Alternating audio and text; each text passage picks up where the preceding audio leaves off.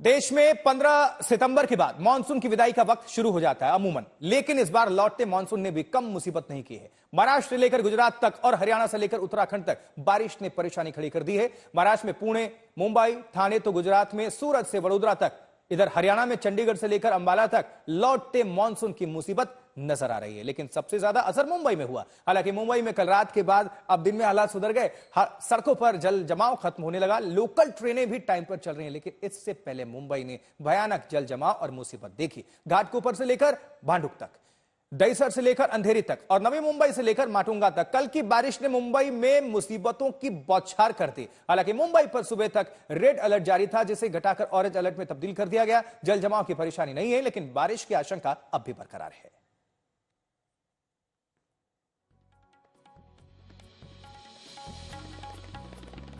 ये तो बात होगी मैदानी हिस्सों की। अब जरा पहाड़ों पर लिए चलते हैं। उधर पहाड़ों में भी बारिश ने कम हाहाकार नहीं मचा रखा है।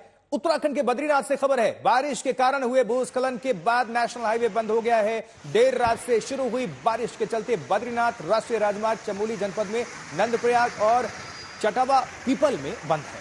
मार्ग बंद होने से चारधाम आने जाने वाले तीर्थयात्री मार्ग पर ही फंसे हुए हैं। गाड़ियों की लंबी कतार मार्ग के दोनों तरफ देखने को मिल रही है। उधर उत्तराखंड के टिहरी जिले में हुई बरसात के बाद नदी नालों में उफान है, लोगों को डरा रहे हैं ये नदी नाले। घनसाली इलाके से ऊपर देर रात हुई जोरदार बारिश के बाद बूढ़ा केदार इलाके में बालगंगा और धर्मगंगा नदियां उफान पर हैं। अचानक नदी में पानी बढ़ने से सुरक्षा कार्य में लगी जेसीबी भी नदी की धारा में फंस गई। इसी इलाके में पिछले दिनों जबरदस्त तबाही मची थी और भूस्खलन के बाद लोगों की परेशानी खत्म नहीं हुई थी। इस बार फिर से बारिश के बाद खेत, सड़क, मकान, पाइपलाइन सब जलमग्न हैं। बिजली आपूर्ति भी बाधित है। हालांकि उत्तराखंड के अन्य इलाकों में इतनी ज्यादा परेशानी की कोई खबर नहीं आई, लेकिन बागेश्वर में बारिश के बाद नालों में उफान नजर आने लगा। ये देख भी सकते हैं आप तस्वीरें। बागेश्वर जनपद के कनकोट और गरुड़ क्षेत्र में देर रात्रि से लगातार बारिश हो रही है, जिससे नदियां उफान पर हैं।